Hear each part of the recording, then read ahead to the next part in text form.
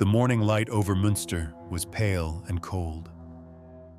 Mist drifted through the narrow streets, settling on the stones of the market square, where blood had once darkened the earth. Above it all hung 3 iron cages swaying gently in the wind. Inside them there had once been men who called themselves chosen by God. Their bones had long since turned to dust, yet the metal still hummed faintly when the wind touched it, as if remembering the cries it once carried. For almost 5 centuries, those cages remained on the tower of St. Lambert's Church.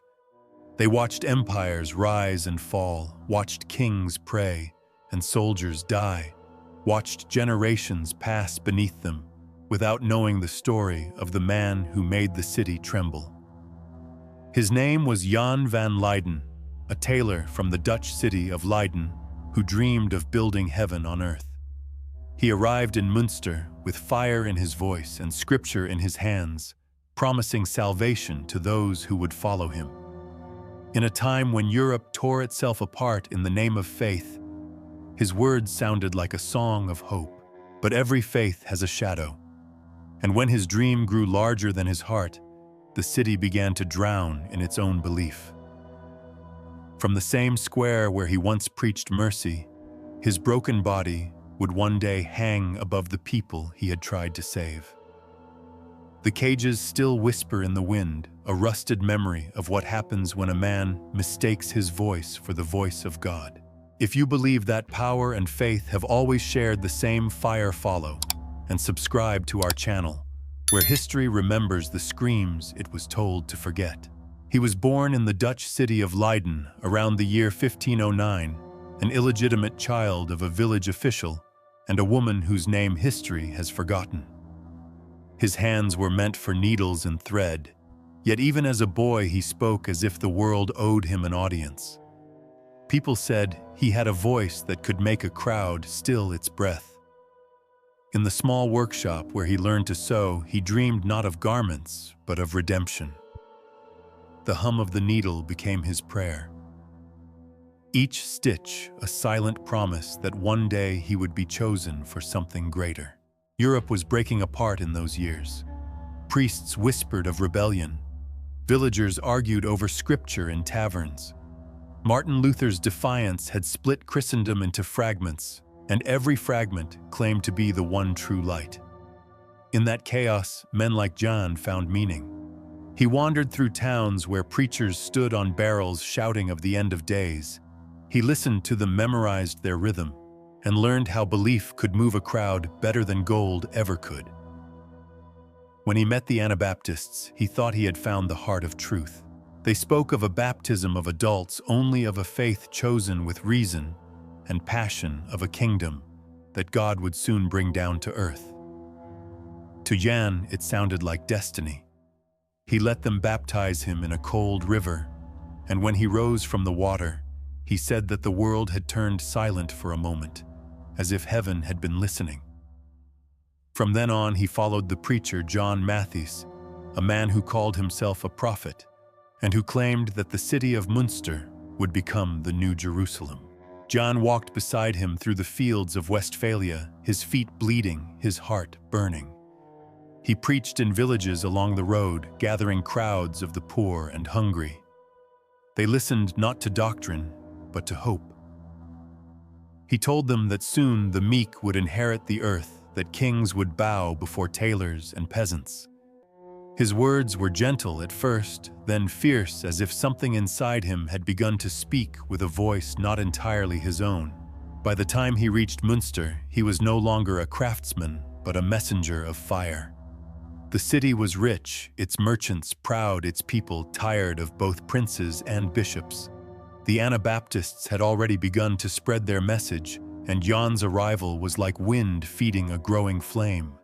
He sang hymns in the square, read verses to children, and told women that their tears would soon be turned into crowns. Those who heard him said his eyes carried a strange light, part tenderness, part hunger.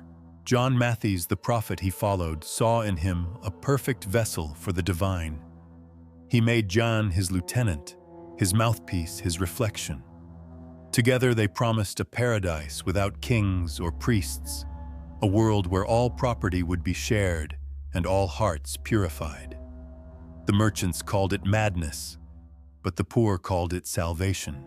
When Matthias declared that the day of the Lord was near, John believed with all his soul.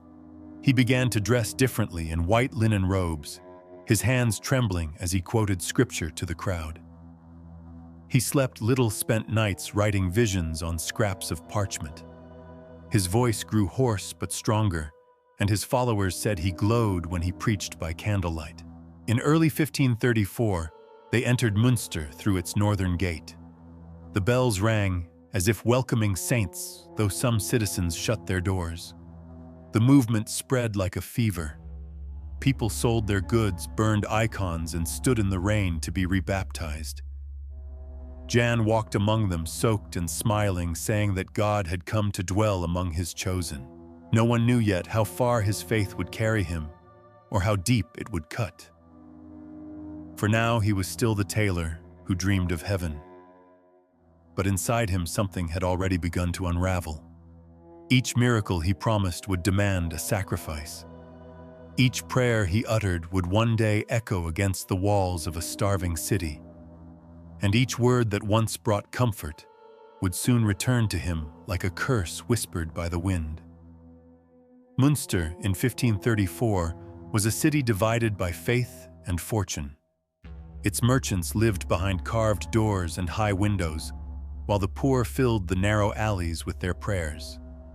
The air smelled of iron and incense, as if trade and salvation had learned to share the same breath. Beneath the towers, whispers of prophecy spread like fire through straw. The Anabaptists had seized the city council and declared that the old world was finished. Every man and woman would be rebaptized in the river that ran through the heart of the town. Those who refused were told to leave by nightfall. The exodus began with wagons creaking under the weight of possessions that could no longer buy safety. Families crossed the gates carrying bread tools, children. The streets they left behind filled with the sound of hymns and hammering, as doors were broken open and homes divided among the faithful. They said the meek would inherit the earth, but in Munster the meek were learning to shout.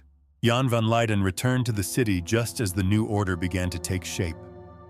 He came not as a preacher, but as a flame. He stood in the marketplace among the smell of rain and dust, his voice rising above the noise like a song that refused to die. He spoke of the kingdom that would come, of the hunger that would be turned into light, of a God who no longer needed priests to speak for him. His words moved through the crowd like wind through wheat. When he raised his arms, people fell to their knees. A woman who sold herbs in the market remembered that day. She said she had never seen a man burn with such calm. She said his eyes looked as if they saw heaven standing just beyond the rooftops. And when he said that the poor would see paradise before they died, she believed him. That belief became his crown long before gold ever touched his head. He spoke of a world washed clean, where no child would go hungry and no master would own another man's sweat. He said that heaven was not a promise but a construction, a place to be built by the pure. His voice softened when he read from the Bible, then hardened when he spoke of those who refused rebirth. To him, doubt was the last chain of the old world. Inside the council hall, his followers began to replace laws with scripture. The merchants who once ruled the city were gone, their ledgers burned, their coins melted into crosses. The streets changed names. The cathedral bells no longer called to mass, but to gatherings of prophecy. The people began to speak of John as the heir of Matthias, the man who had fallen in battle, but whose fire still lingered. When news of Matthias's death reached the city, mourning turned quickly into revelation. Jan stood before the people, his cloak torn by the wind, his face pale from fasting. He said that the spirit of the prophet had entered him, that God had shown him visions of a throne made of light. The crowd listened in silence, then erupted into cries of joy. They called him the new David. He called himself the servant of the Lord, though even then the title of king was already forming on their tongues. Days later, he appeared before them again, this time dressed in red and gold. He wore a crown forged by his own followers, and a robe embroidered with symbols of the sun and the dove. The coins of Munster were recast with his face, one side marked with his name, the other with the words, "The Kingdom of Heaven." Children played with them like relics, holding the image of a man they believed would never die. That spring, the city changed. Sermons replaced trade hymns, replaced laughter. The cathedral doors stayed open through the night, and inside men and women wept, as if touched by grace. Jan spoke less of faith and more of order. He said that unity was the highest prayer. The city obeyed. When he stood on the balcony and looked down upon the streets, he no longer saw a crowd, but a congregation. His hands shook as he lifted the Bible and whispered that the kingdom had come. The people answered with shouts that drowned the bells. That day, Munster stopped being a city. It became a sermon. Inside the city walls, the light of heaven had dimmed into something colder. What was once faith now moved like an order, given its sword point. Jan van Leyden called it the City of God. He stood on the cathedral steps, wrapped in crimson robes, the air heavy with smoke from the torches. He spoke of divine harmony, of a kingdom where no man owned anything but his belief. He said that in God's world, all things must be shared. The citizens obeyed because obedience was safer than doubt. The gold of Munster vanished into the hands of his soldiers. Bread was gathered into storehouses, sealed with wax bearing his mark. To possess more than one's neighbor became a sin. The law of holy community spread through every street. Merchants swept their own stalls. Bakers gave their ovens to the council. The city that once thrived on trade now turned silent. Only the sound of prayers filled the air, whispered through hunger and fear. Jan watched from the tower, convinced he had rebuilt Eden upon the ruins of greed. But his Eden was guarded by men with spears and empty eyes. He said that purity must be born again through the flesh. He commanded the people to multiply, for heaven needed new souls. He took 16 wives and called them his signs of divine abundance. They were chosen in public ceremonies where songs replaced consent. The youngest trembled, the oldest prayed. Among them was a woman named Elizabeth von Scherer, known for her quiet courage. She knelt before him but did not smile. To her he promised salvation. To the city he promised order. Weeks later, the streets echoed with her name. She had dared to speak. She begged him to show mercy to the starving. She told him that God required no blood to prove devotion. Her words spread through the alleys like forbidden scripture. That night the guards came for her. At dawn the crowd gathered in the market square. Smoke drifted from the chimneys, thin and gray, curling above the silent faces. Jan walked to the center, sword in hand. The people lowered their heads. Witnesses said she looked at him without fear. Some heard her whisper that truth cannot die with the body. Then the sword fell. Her body was carried away, and her name was forbidden to be spoken again. Later, a blacksmith who had watched the scene told others that the king made the sword holy, and that was how sin learned to pray. From that day, the city changed its breath. Every door closed before sunset. Bells marked the hours not of worship, but of punishment. The cathedral had become a fortress. Its windows glowed red with torchlight where choirs once sang. The altar had turned into a throne. From there, Jan read his new laws written through sleepless nights and trembling hands. He called them revelations. In truth, they were fragments of a mind unraveling under its own holiness. Outside the walls, the armies of princes tightened their circle. Inside, famine began its slow work. The wells ran dry and the gardens died. Mothers boiled leather for their children. Men searched for rats in the empty streets. Yet Jan told them to rejoice. He said that angels walked among them, disguised as beggars. He said that hunger was a test of divine endurance. His eyes shone with the peace of someone who no longer felt human pain. At night, the wind moved through the ruined houses, and the bells swayed on their own. People said it was the breath of God. But the priest who hid among the ruins said it was the sound of a soul dying. John spent those nights writing his hands black with ink. He believed himself to be the new David chosen to cleanse the world. The ink spilled like blood across the parchment. When he finished, he whispered that creation had begun again. The torches burned low, and the city sank deeper into silence. The cathedral stood like a great tomb over a people who had forgotten how to speak. Outside, the armies waited for dawn. Inside, a single man ruled over ashes and called them holy. The bells rang one last time, their sound heavy and hollow, and God did not answer. By the spring of 1534, the city of Munster had become a wound that refused to heal. Outside its walls, the armies of the Catholic and Protestant princes waited together, their cannons aimed at the towers that once rang with church bells. For the first time in years, faiths that had fought each other now shared a common purpose. They wanted the New Jerusalem to fall. The siege began with the silence before dawn, when the first stones from the catapults struck the cathedral roof.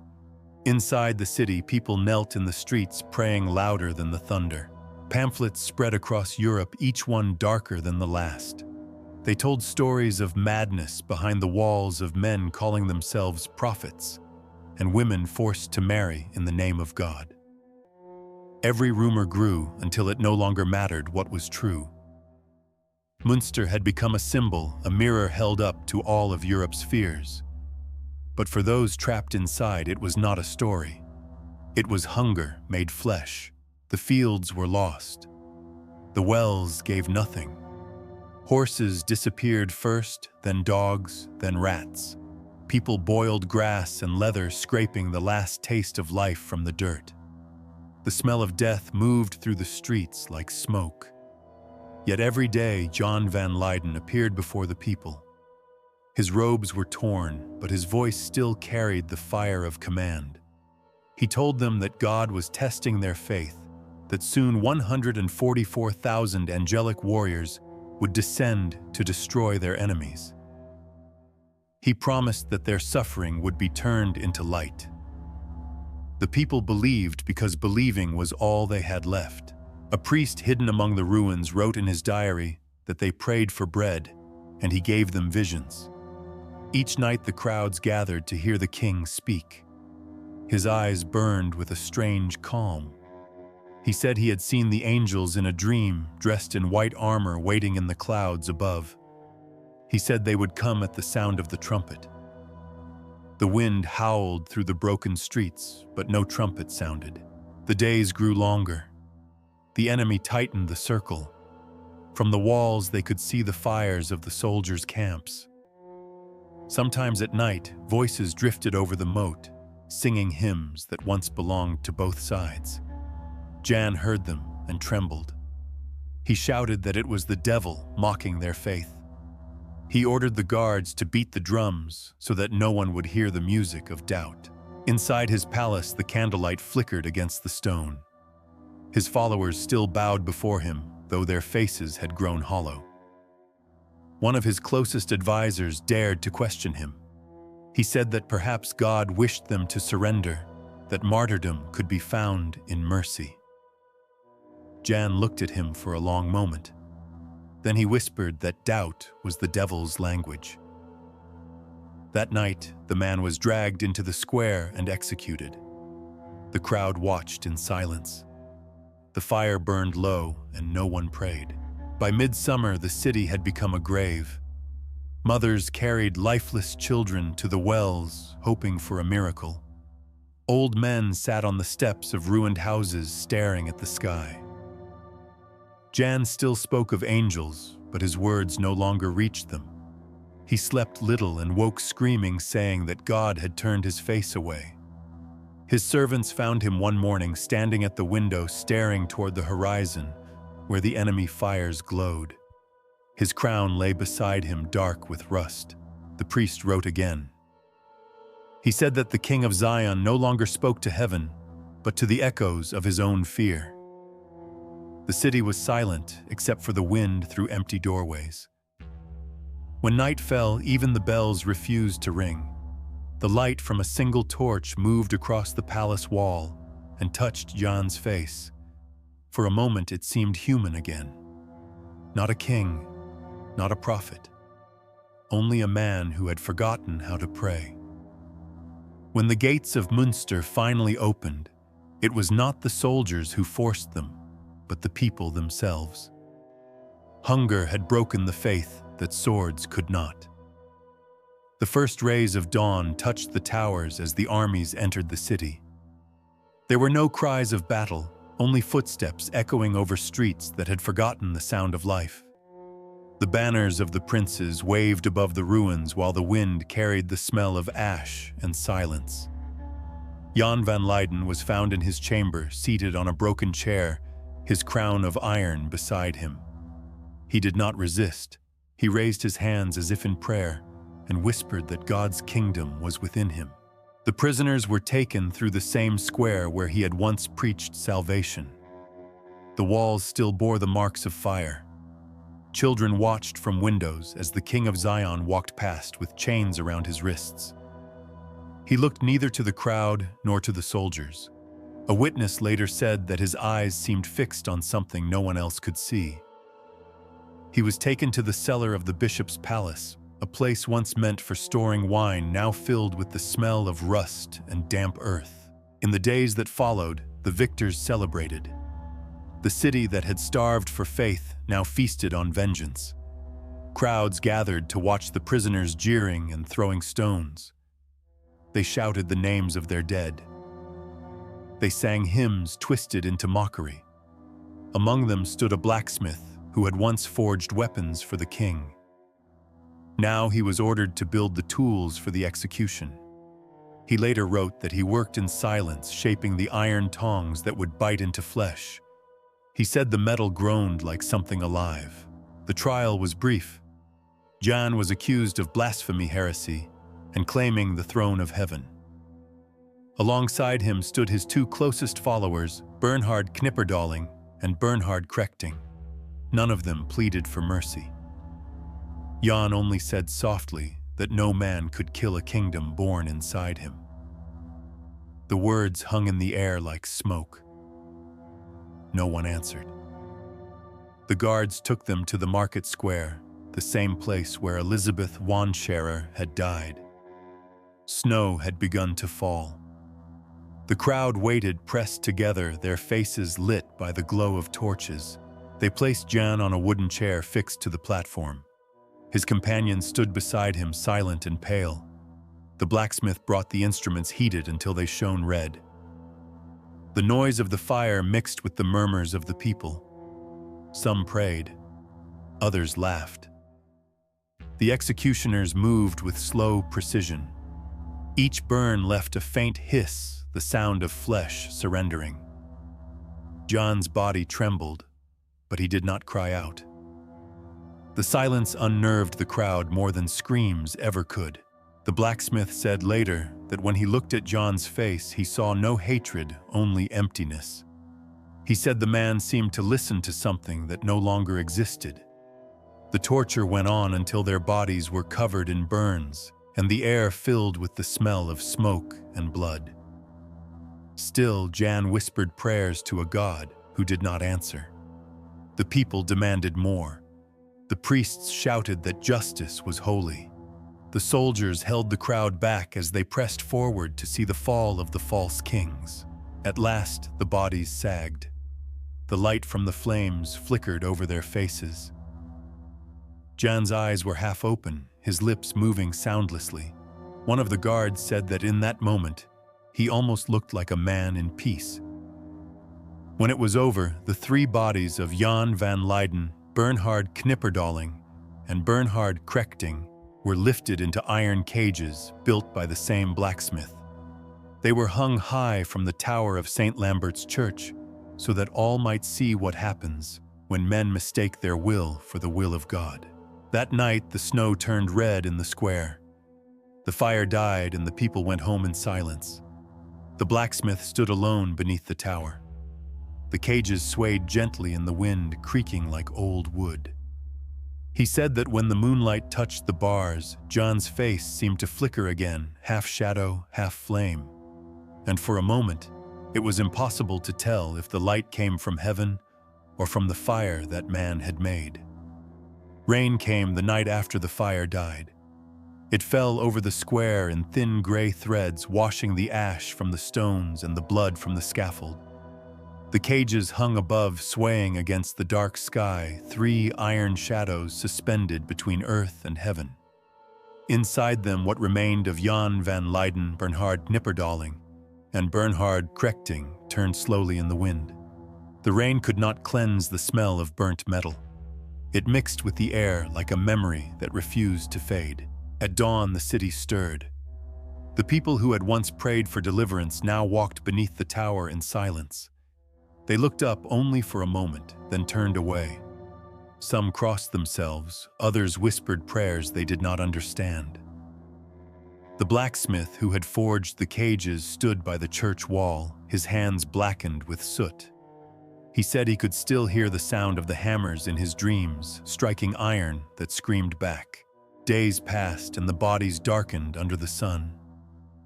Birds came and went.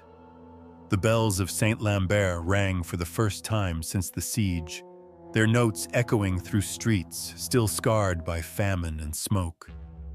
The sound carried a strange calm, neither joy nor mourning, only the heavy rhythm of survival. Life returned cautious and pale. Children were born, markets reopened, and the city of Munster tried to forget.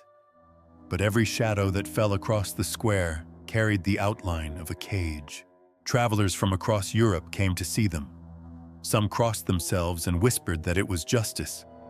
Others looked away in shame. The cages became part of the skyline like an unspoken warning carved into the air. The wind from the north made them sway, and the iron groaned as if remembering. The rain came again, and each time it washed the city clean, only to reveal the stains beneath. Years turned into decades. The corpses were removed, but the cages remained. Rust grew over the iron like a slow fire. The people stopped looking up, but they still felt their weight in every silence that followed the bells. In time, new wars came and went. New rulers raised their flags over the same stones. Yet the tower kept its vigil. 3 empty cages watched over a city that had once believed it could build heaven with blood. One night, long after the fires of belief had turned to ash, a single candle burned inside the church. The floor was wet with rain that had slipped through cracks in the roof. A priest knelt alone before the altar. No words left his mouth. Outside, the wind moved through the iron bars, and their shadows fell across the stone floor, trembling like ghosts that refused to sleep. The bells rang again, faint and distant. Their sound carried beyond the walls across the fields where nothing grew. On the wet stones below, the reflection of the cages flickered with each flash of lightning. 3 outlines blurred by rain, but still unbroken. History may forget their names, but stone and iron do not forget the sound of human screams. If you believe that power always leaves a shadow, that every throne is built upon a silence that bleeds, then subscribe to our channel. The next chapter waits in the dark, where history still whispers beneath the weight of its own chains.